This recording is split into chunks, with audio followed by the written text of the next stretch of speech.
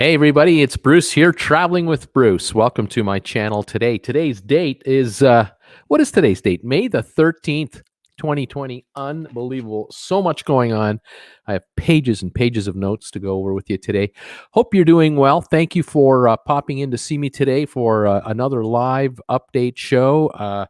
Got technical difficulties right now with my channel, and I'm not able to post regular videos, so I'm doing basically a daily video in a live format. And I hope you don't mind if I do that for now. I want to get you the latest news as to what's going on in the wide world of cruising. I'm sorry if I've caused any confusion with regard to my titling and the actual time I'm going live. There might be, my title might actually be misleading you, saying that I'm going live in an hour from now, where actually I'm live at the moment. But nonetheless, at the end of the day, you can watch this video on a rerun if you miss me live, because today's show is really an update as to what is going on in the wild and wacky cruise world. Tons and tons of things happening here with a bunch of cruise lines. And other news. So I want to kind of get over that, get through that as best I can with you. Thank you for joining me. I'm from Creston, British Columbia in Canada. Love talking about cruise ships, cruise ship updates, cruise line updates, staying on top of what is happening out there in our world as it is changing in front of our eyes at light speed, things that we never thought we'd ever see in our lifetimes. We're seeing and we're witnessing. I hope you're all well. Hope you're all safe, social distancing and everything else. Jennifer and I are great.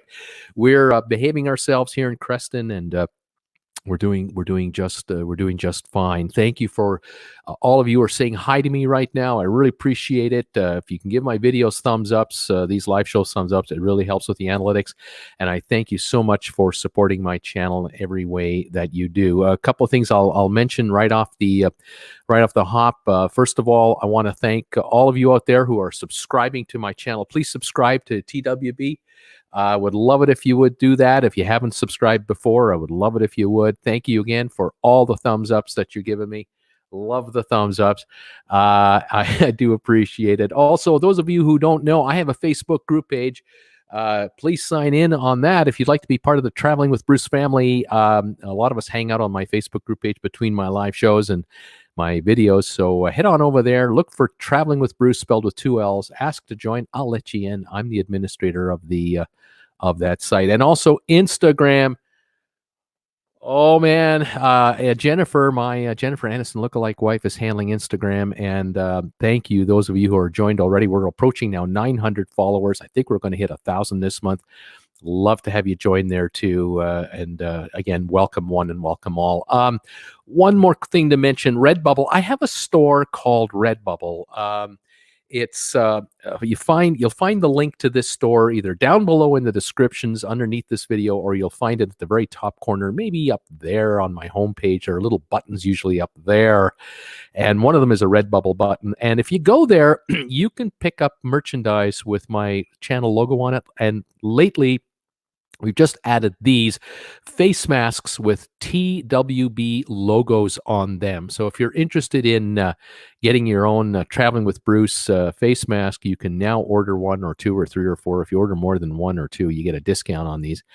And they'll be sent directly to your home by the RedBubble people. They handle everything. I have about 35 logos at least for Traveling with Bruce, and these items here come in with way more logos than I'm showing you here. These are just a couple of examples.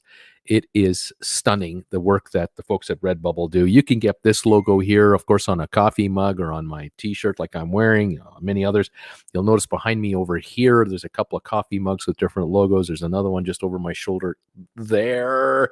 And check it out at your leisure. Any item you pick up on RedBubble, it's a royalty to my channel. It helps keep me going. I thank you all very, very much. All right.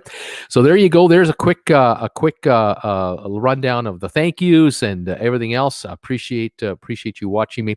News today. Okay. Oh man. I thought I'd have a quick 5-minute update today. Oh no. Oh gosh. No, I got a long one today. So let's get into this. The first story that I came across today came right out of Canada. It had to do with the province of British Columbia, where I am right now. home to Vancouver, British Columbia, and Victoria, British Columbia. Very important cities for cruise ship fans. If you're a cruiser and you want to go to Alaska, you need British Columbia badly to help you make this happen, because under the Jones Act in the United States, a cruise line cannot just sail from, say, Seattle to Anchorage and back to Seattle. Can't do that. You have to visit a different country along the route. Otherwise, you're attempting to be an American-based cruise line by only going to U.S. ports without a different country. And so under the Jones Act, if you pop into Vancouver for a day or so, or Victoria, either on the way up or on the way back, as long as you stop in Canada, you've visited a different country, and you are not exclusively only visiting U.S. ports, and you're adhering to what they call or refer to as the Jones Act. Well, Canada, fighting the virus like everybody else, the government of Canada, the federal government, shut down the cruise ports for all Canadian cities, East Coast and West Coast, including British Columbia, until July 1st. They did this back in March. They announced this. And today, the health minister of British Columbia came out with a statement saying, don't even think about coming to British Columbia this summer at all. BC is effectively closed, and the federal government has not yet officially extended the shutdown past July 1, but the government of British Columbia is basically saying, don't bother coming. And so I think what's happening behind the scenes between the provincial ministers and the federal ministers is the extension of the shutdown into Canadian ports. Now, what does this mean for Alaska? It means the Alaska cruise season is completely gone.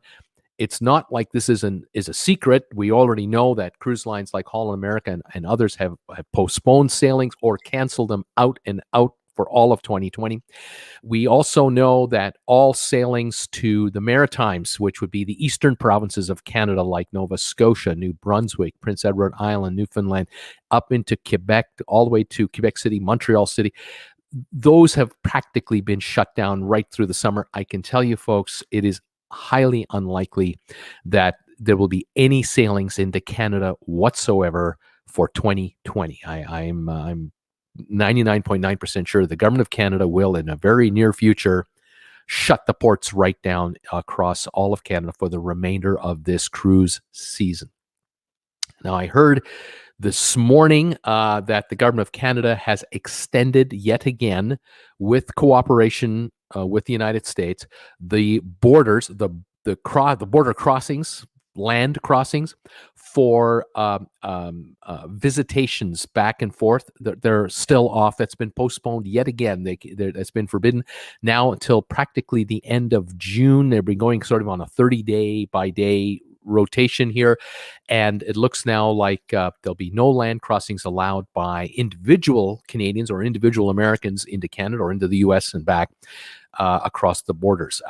Trucking companies that have, of course, are deemed essential services. So if you're importing or exporting in or out of Canada or in or out of the United States, you can cross the borders as long as you have your paperwork in order, so that commerce will continue. So car parts, food, medications, goods, and any kind of goods that the retail goods that are sold up here or in the U.S. made in Canada or imported through Canada will still be allowed to go through. But these are the only exception to the rule right now for crossing the border in and out of Canada and into the United States by land. So between cruise ship visits and land visitations, Canada and the U.S. are shut down, which means if you thought you might be going to Alaska this year by the RV route, go see Alaska with your RV, you're not going to be able to travel into Canada. You're not going to be allowed into Canada, which means you can't drive through British Columbia to get back into Alaska. You can't get into Alberta and work your way to the Yukon to Alaska. Verboten, not allowed, and vice versa. You can't come into Canada either from Alaska. So, yeah, it's pretty rough. I don't know what the routine and the situation is with respect to ocean-going ferries, these kinds of vessels where you get on the ferry in Alaska and it takes you all the way to Seattle. That I can't address. I don't know the answer to that because I don't follow ferry routes and I'm not an RV specialist. I like to follow the cruise line business.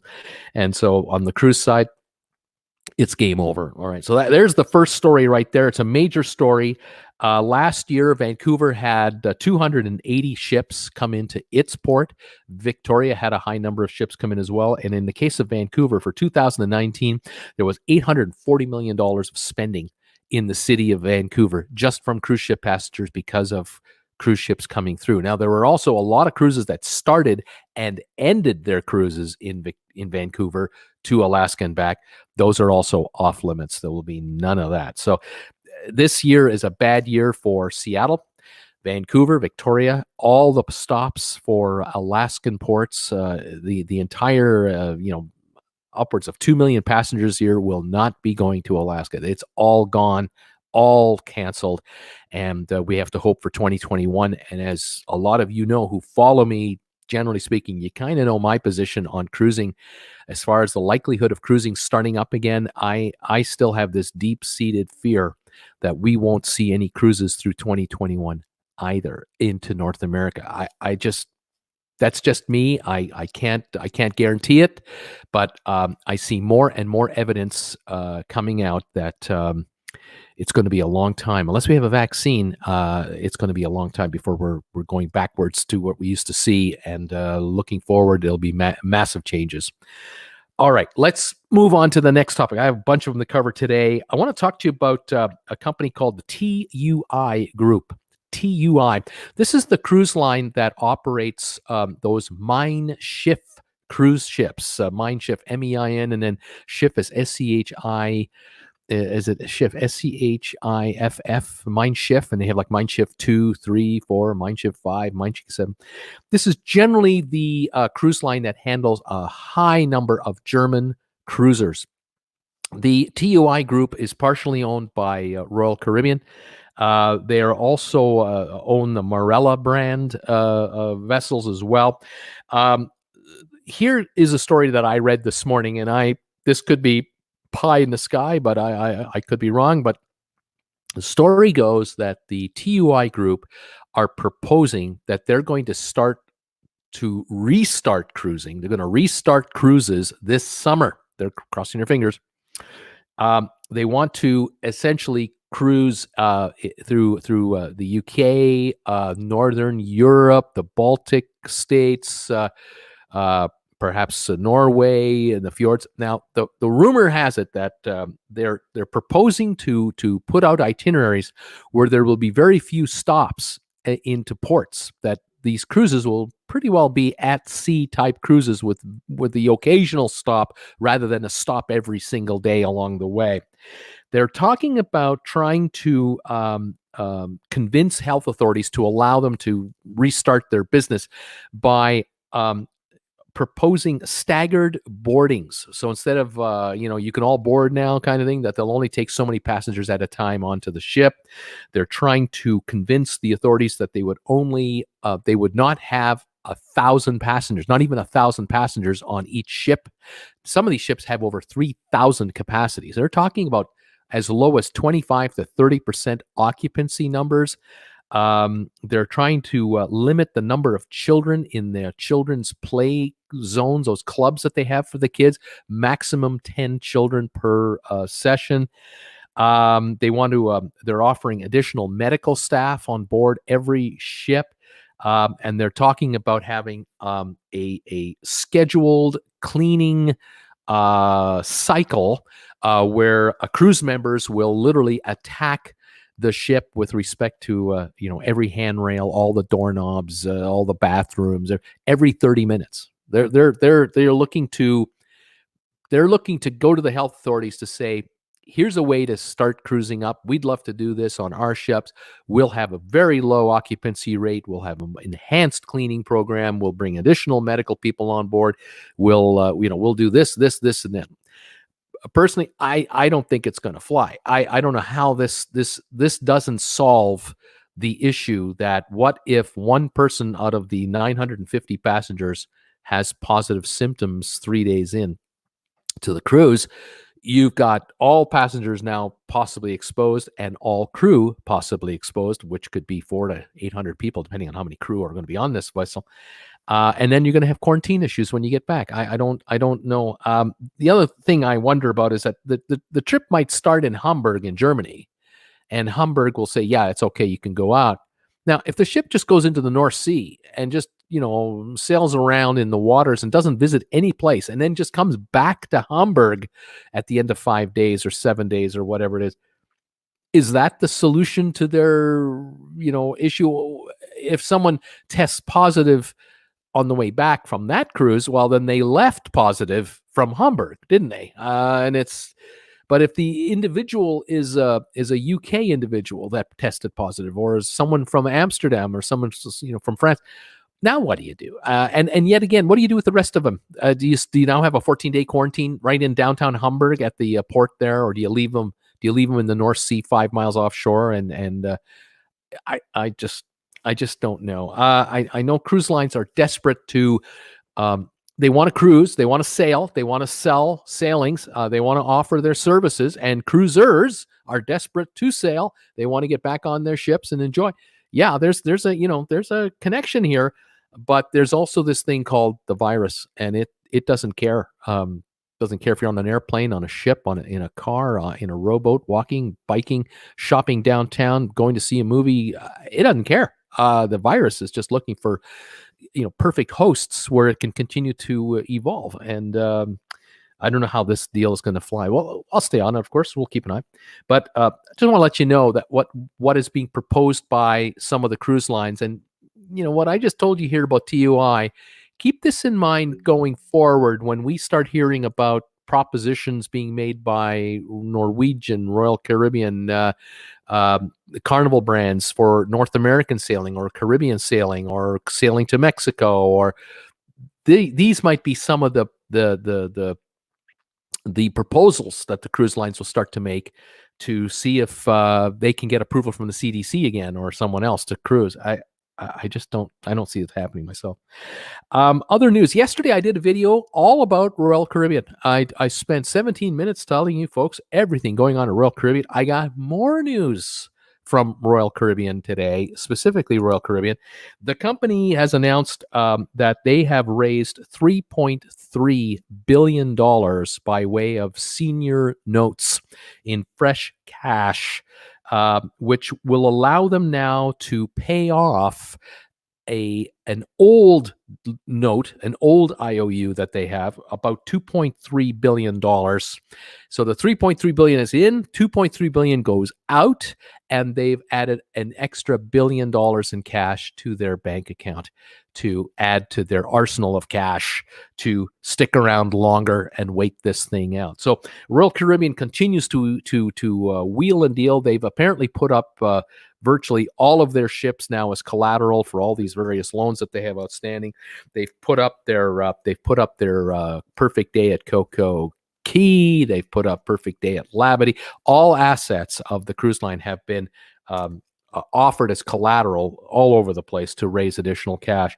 And this is just the latest chapter in that story. Carnival news. It came out of the UK yesterday. Getting a little more detail on it today. In Southampton, in the United Kingdom, Carnival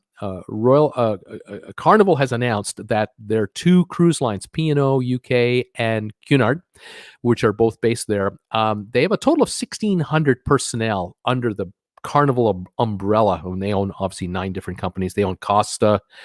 They have AIDA, AIDA, it's spelling, Cunard, P&O, Carnival, of course, Princess Cruise Line, Holland America, on and on goes the list. Well, out of the 1,600 workers working out of Southampton, 450 are being given permanent layoffs right now. They're being let go. And the remaining workers are all going to take a 20% pay cut to keep their jobs. And so these cutbacks that these cruise lines have been instituting and putting together continue, and they just reach out and out and out and out. While I'm talking to you, there are all kinds of changes being made with regard to cruise. And let me just show you something here on my screen that'll help highlight that. First of all, here's an image from Cruise Mapper. If you want to know where cruise ships are, you go to cruisemapper.com. you can see here North America, South America, Africa, and Europe, and every little triangle or dot generally is representing a ship of some kind. And if you're noticing towards the bottom of this image, you'll see just going down towards the southern tip of Africa, there are about one, two, three, about five or so red-colored triangles heading that way. Those are Carnival brand ships. Most of those, I think 3 or 4 of those are Holland America, 1 or 2 are Princess. These are ships heading for India, Pakistan, and elsewhere to take crew members home. If you notice now, just off the bulge there in South America where Brazil is, you'll notice another 4 or 5 red triangles. Those are Carnival branded ships that left the Bahamas last week, and they're headed down to South America. Some are going to be heading towards around Africa as well to offload crew members to South America and also into Asia. The blue colored triangles, you'll see a couple there towards Florida and just north of the Caribbean. The blues, those are Royal Caribbean or Celebrity brand ships, generally speaking. And if you see any orange triangles, and that you'll see a couple of one in the Mid-Atlantic, those are Norwegian or Region 7 Seas cruise ships.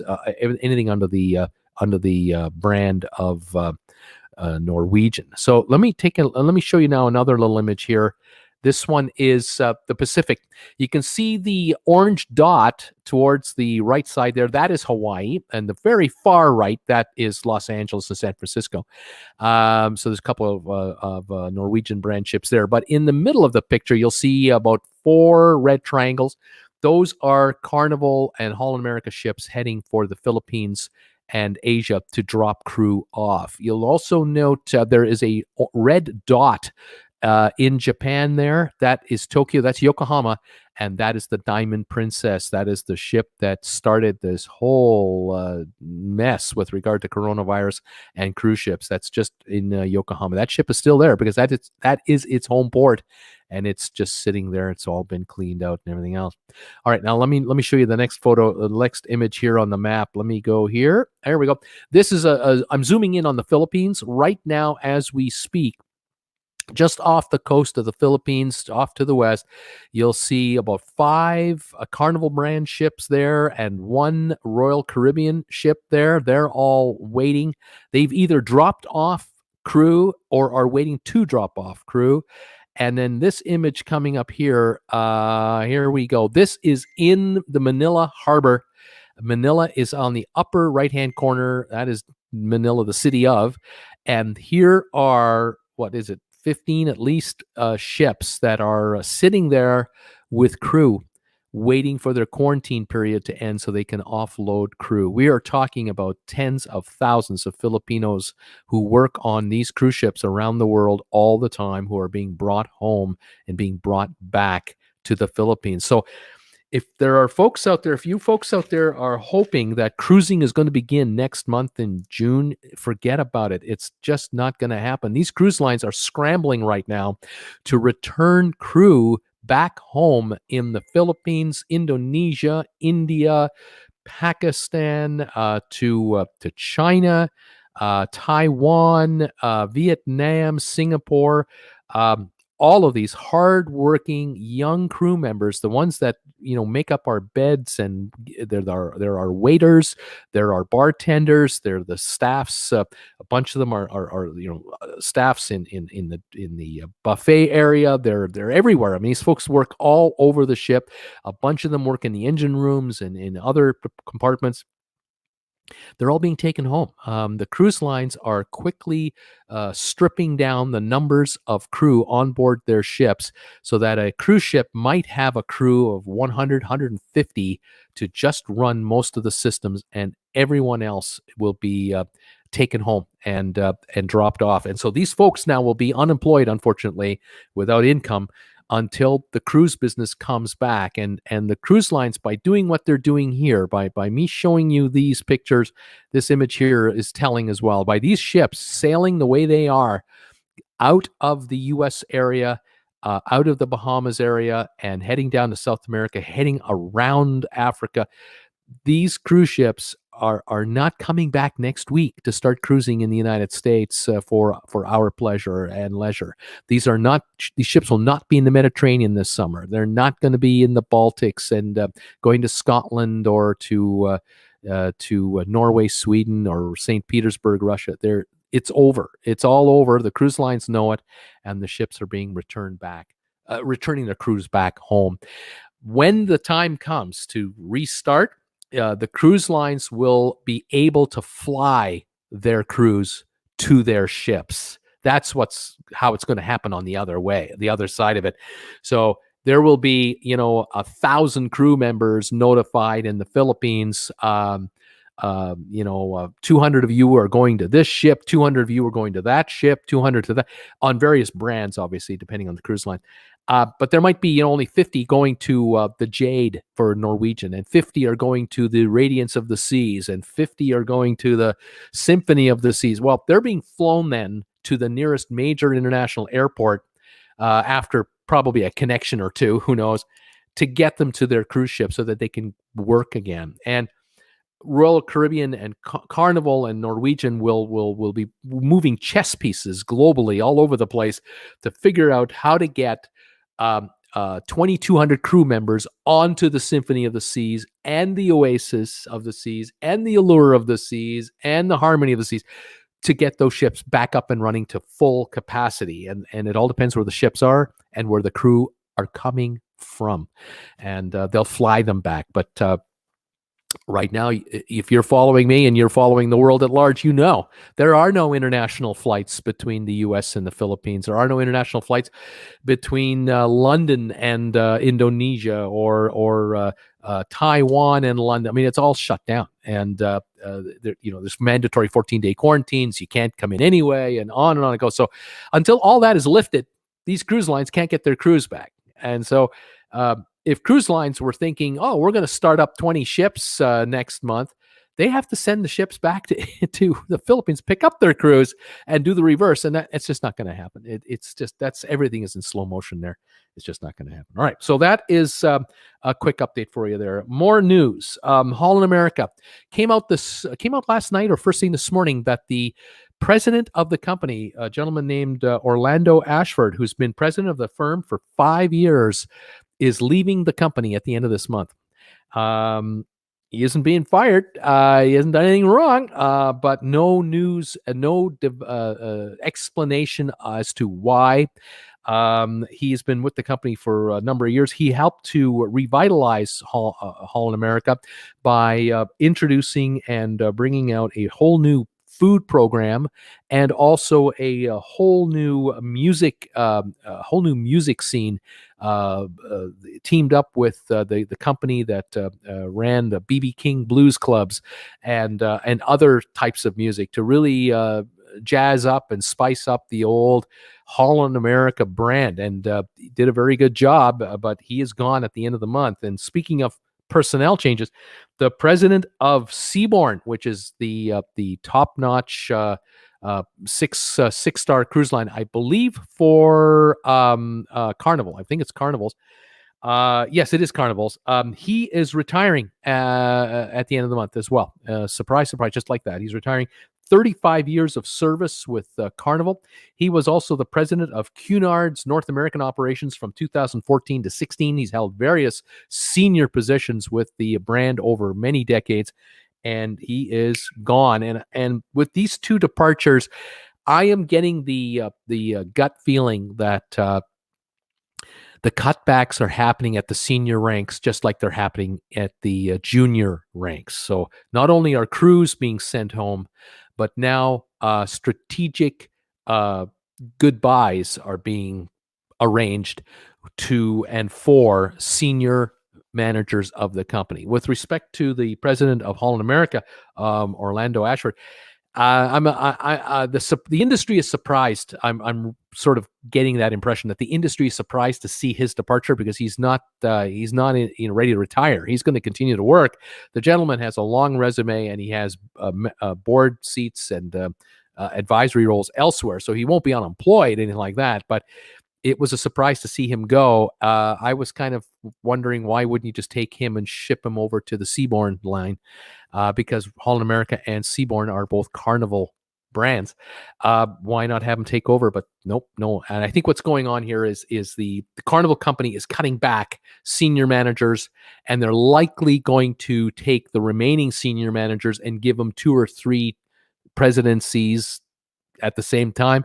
So they'll have fewer people running the brands while the brands aren't sailing right now. When they can come back and start sailing again, they'll promote from within or bring in from the outside new people to replace some of these folks who are departing.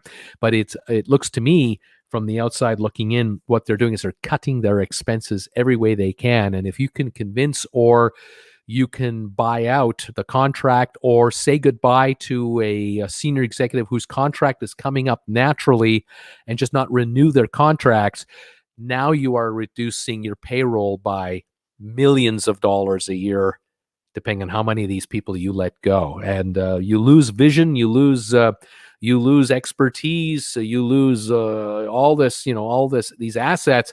However, if you're not sailing and you don't think you're going to be sailing for a while, they're not, fulfilling their mandate anyway.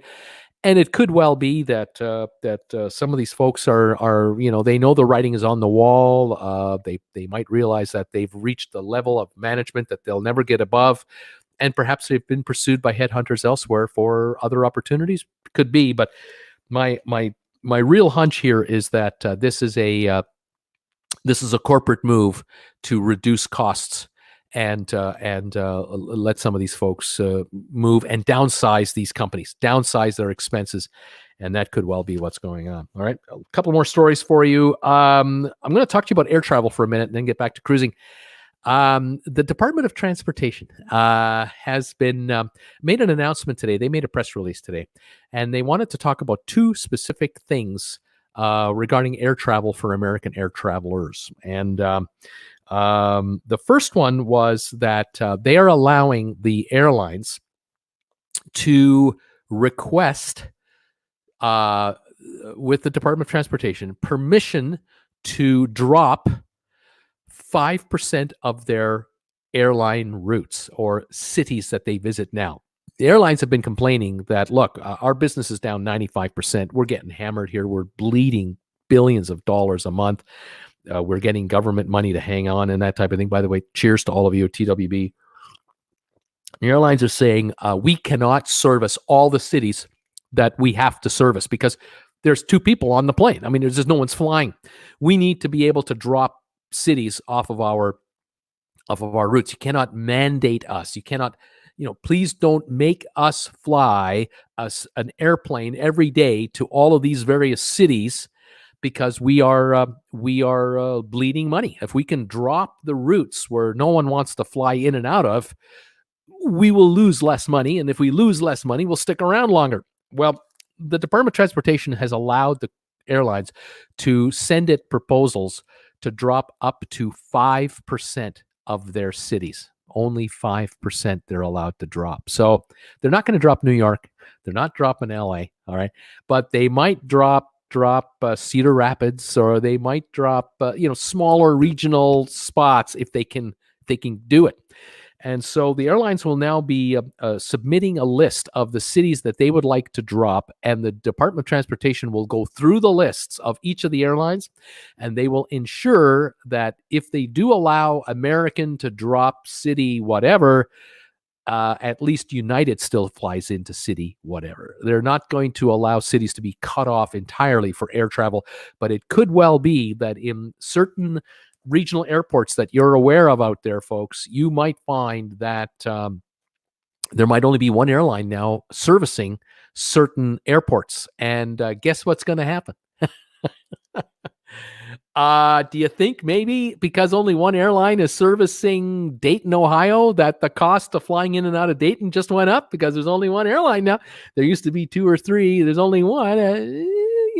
So watch for that.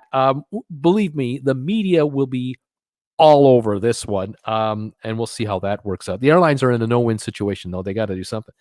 But here's the second little notice that came out today. And this one I've been watching, and I think a lot of you folks out there might be affected by it, or you know someone that's affected by this part of the story. The story goes that the Department of Travel has been getting a high number of complaints from air travelers with respect to the fact that they can't get a cash refund from airlines for flights that they had to cancel because of the virus outbreak. And the Department of Transportation is a quote. Here's a quote now, direct quote, right, word for word. They're telling the airlines to, quote, please revisit their customer service policies and ensure they are as flexible and considerate as possible to the needs of passengers who face financial hardship during this time.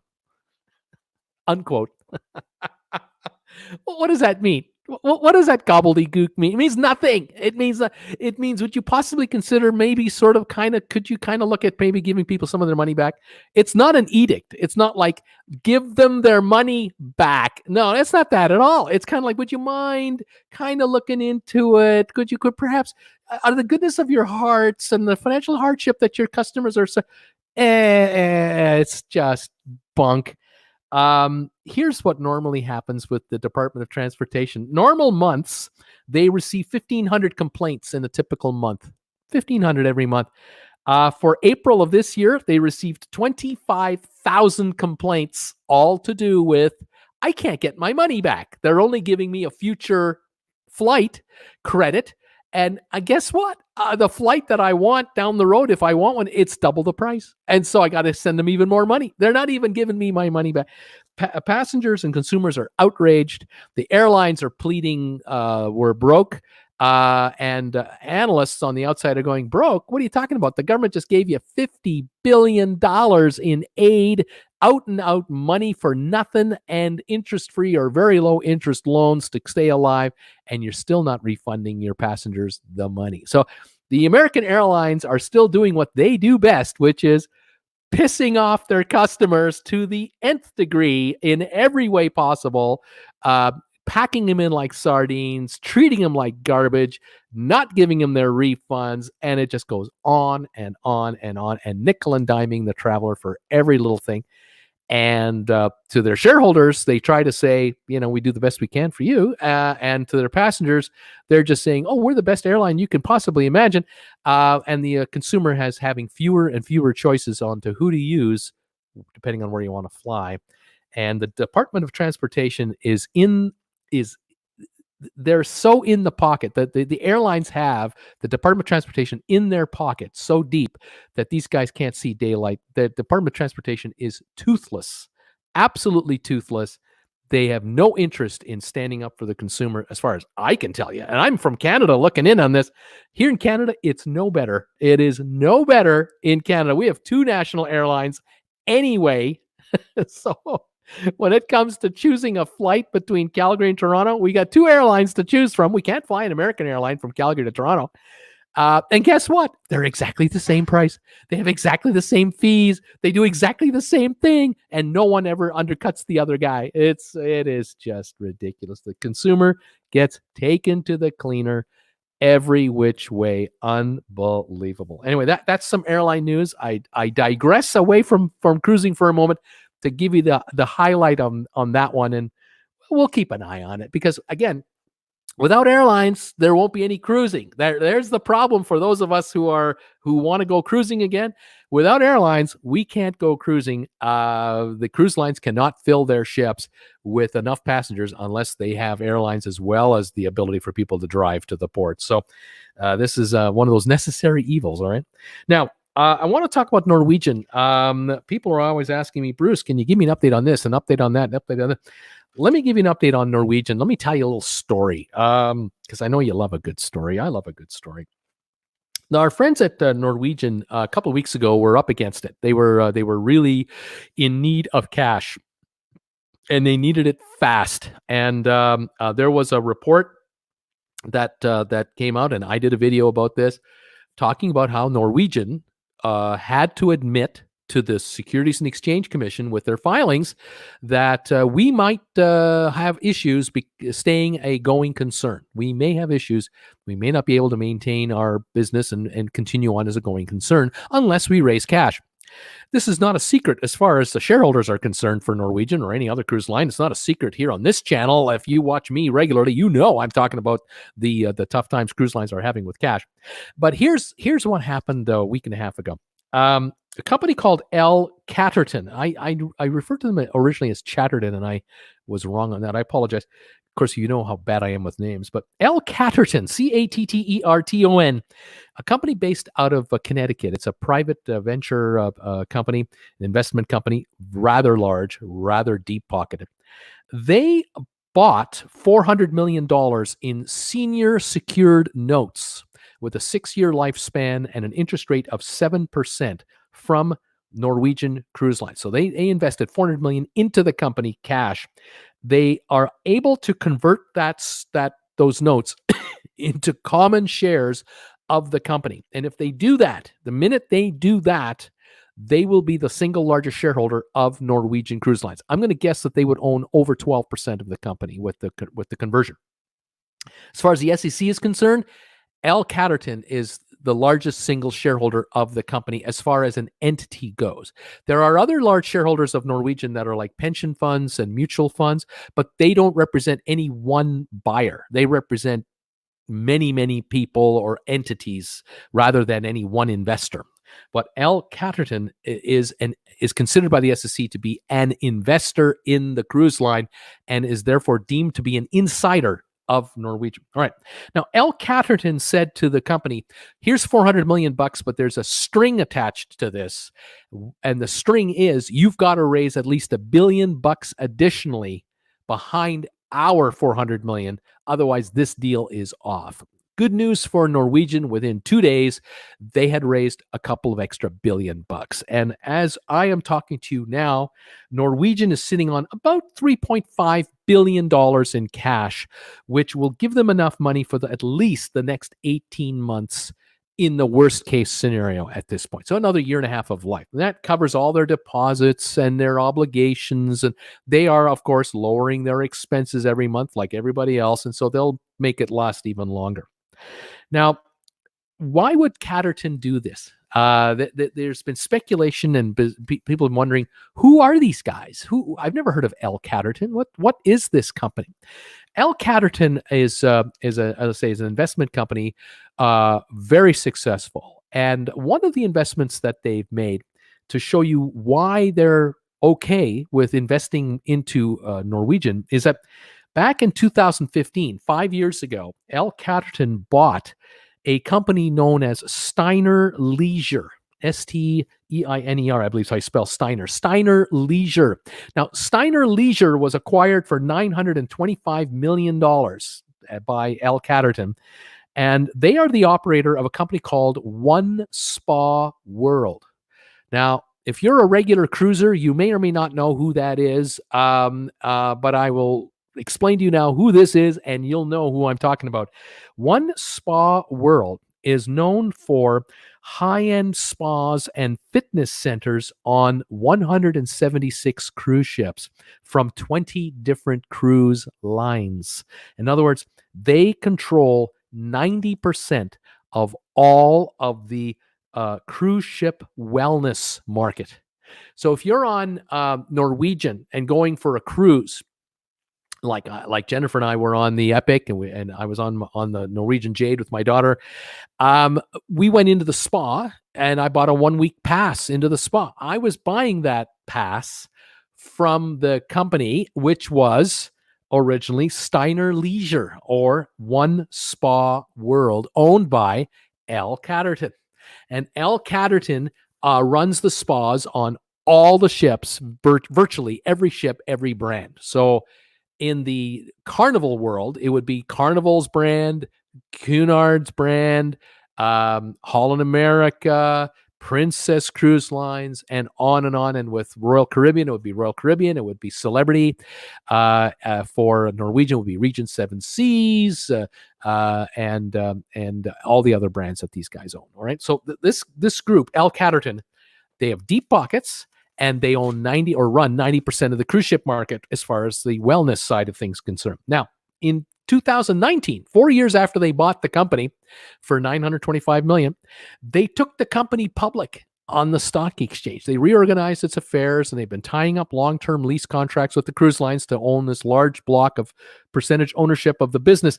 They went public in an $850 million offering. So they sold shares to investors through brokerage firms and listed the shares on the stock exchange. So as of now, or as of this time here, March 19, pension funds could buy into Al Catterton's One Spa World. Pension funds could buy in, and individual investors could buy into the company. After they went public, Al Catterton still owned about half the company. Now, think about that. They bought the whole company for $925 million. Then they only issued half the company for sale for $850 million.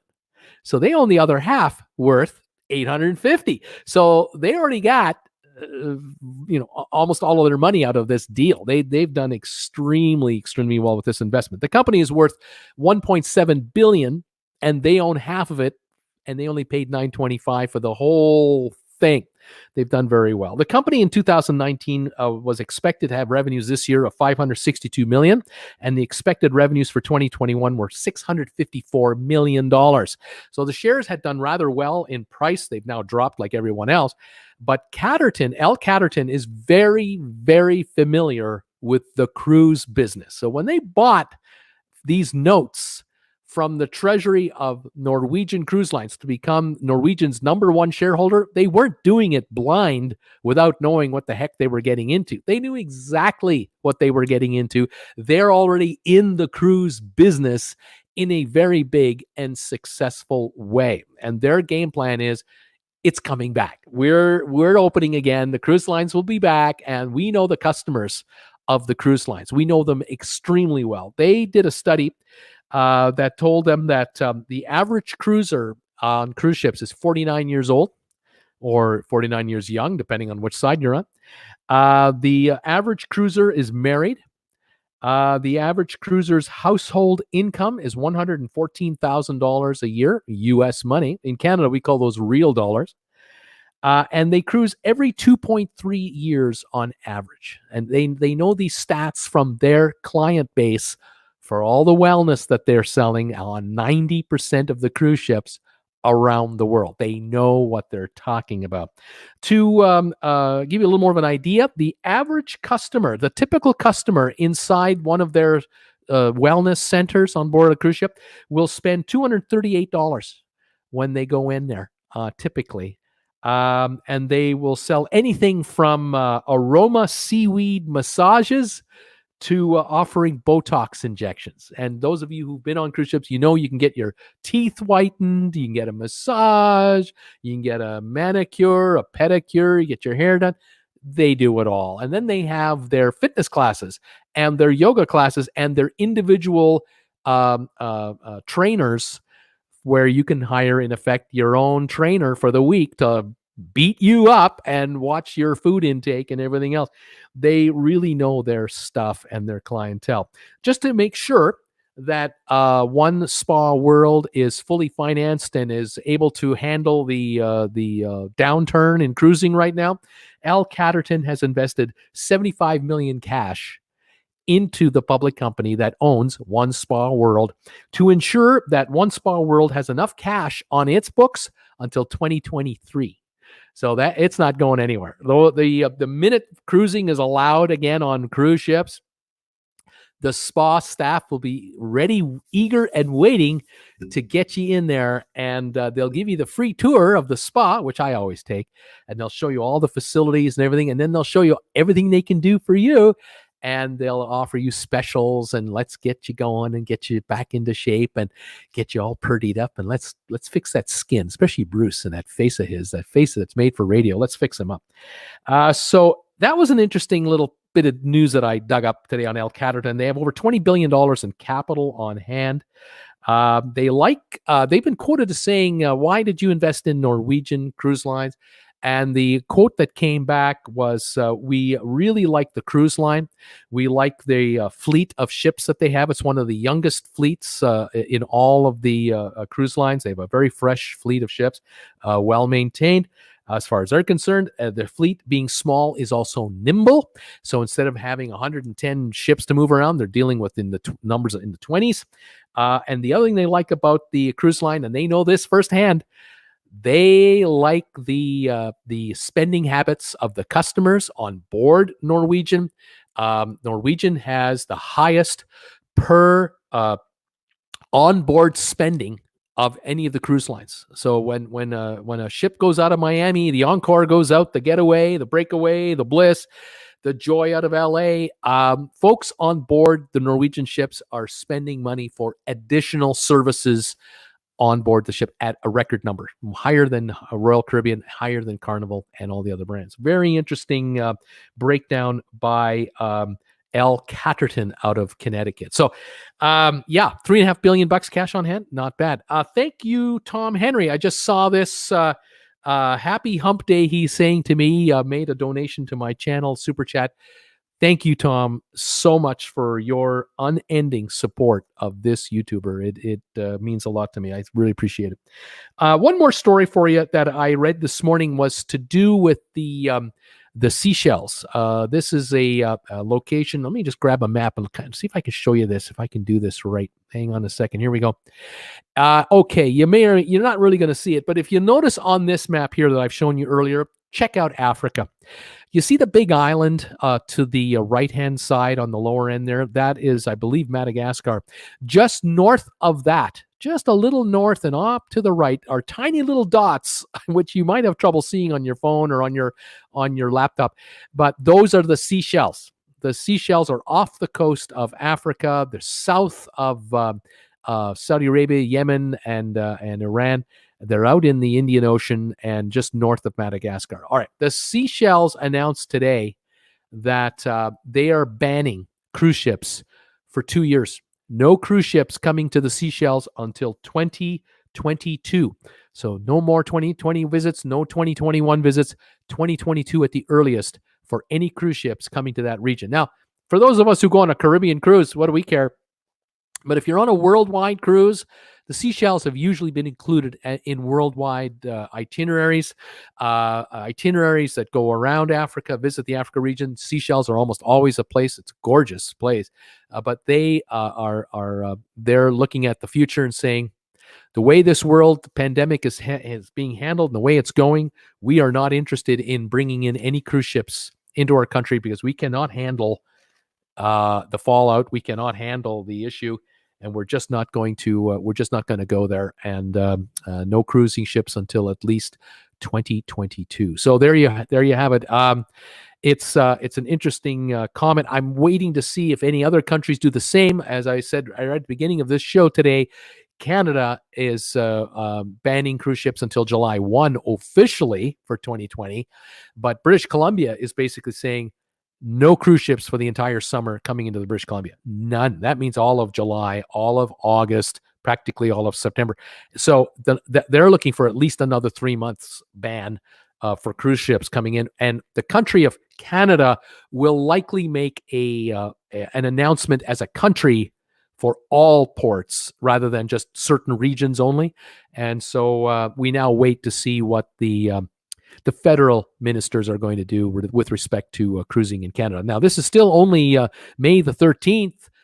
There's no need for the government of Canada to announce today that they're going to extend the shutdown past July 1, because that is still 7-8 weeks away. But on the other hand, to give cruise ships enough notice and warning, they did announce the July 1 date a couple of months ago. And so it wouldn't surprise me if in the next week or two, the government of Canada formally announces an extension of the shutdown for cruise ships into all Canadian ports until maybe September 1 or October 1, which in effect shuts off the cruise lines into Canada for practically all of 2020, because Canadian cruise ports are regional and seasonal. we're a seasonal place. You don't come to Vancouver, British Columbia, June the 5th or January the 5th to celebrate the New Year. You don't sail into you don't sail to Anchorage, Alaska in January. So it's a seasonal summer deal.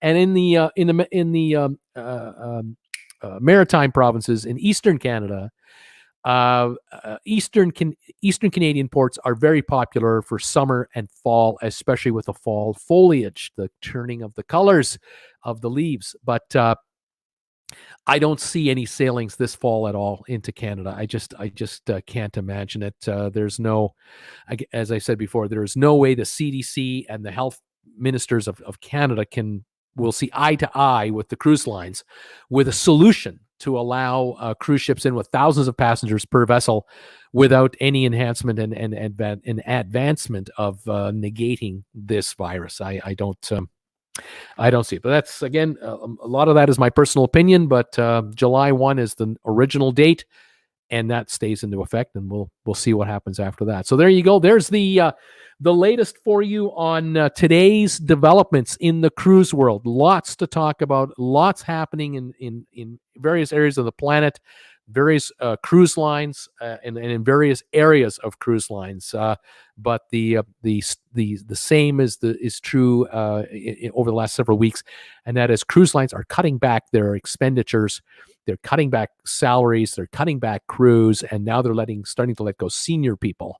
And there's some real talent being let go, which is unfortunate, but is also necessary to preserve cash for these cruise lines. And there you have it. Again, thank you everybody for all of your support of this channel in any way you see fit to support me. I appreciate it very much. Thank you for tolerating my live updates these days. Hopefully my channel will be back to normal in the next little while, and I'll be able to do live shows and recorded shows. But right now it's live updates, and I hope you don't mind them too much. This one went a little longer than I thought it would, but there was a lot to talk about. So glad to get it all out there. If you have any comments, by all means, you can always send me comments on my down below. I want to say hi to everyone who's been saying hi to me here on the chat. I just haven't had time to respond to that today. I wanted to get to all the news that I thought you should be aware of. Thank you again for subscribing to my channel. Thank you again for giving my videos thumbs ups. I really appreciate that. Please subscribe. Please give the videos thumbs ups. Thank you for joining me on my Facebook group page for Traveling with Bruce, also for Instagram, and also thank you those of you who are going to RedBubble and picking up items with logos on it, like the face masks we have now. Thank you for all of that. I really, really appreciate it. The links are down below for RedBubble, and you can also become a member of my channel, becoming a sponsor member. That link is also available down below, and you can join me Monday nights at 7 o'clock Eastern Time for the Sponsor Member Hangout Show with sponsor members only. We have a lot of fun. And Stephanie, thank you for your comments and throwing those emojis up there, letting everyone see the kind of emojis you're allowed to use as a sponsor member of my channel. I really appreciate it. Tom Henry, as always, you're the best, buddy. I thank you so much. Sylvan Forrest, man, I love you. Thank you, all of you. Brian Whitehead, Lonnie, I see Terry is here. Kat D is here. JRS, as always. Ted Adams, Peter Heckema, man, I love Peter Heckema. You are awesome. Thank you, buddy. Scott Weber, thank you. Who else? SLG Metz is here. Gregory Allen, thank you. Love the fact that you've all come to visit me. Chris Barnett, thank you, buddy, for being here. Adventures with Duncan, man, it's great to see you. Nice to have you. Judy Jetson, thank you. Just see some of the other names here. Wayfarer is here or has been here. Tracy Baker, Margie Butcher, thank you. Renee Walker, Darlene Meyer. Who else was here today? Tori Eckelman was here.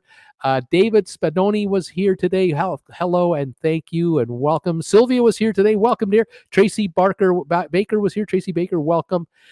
Thank you all so much. Nautical Nurse Nancy, as always, love you, dear. Thank you for being part of the channel and being here today.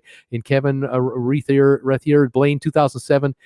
Thank you, guys. Have a great afternoon. We'll stay on top of the cruise news going forward, as always.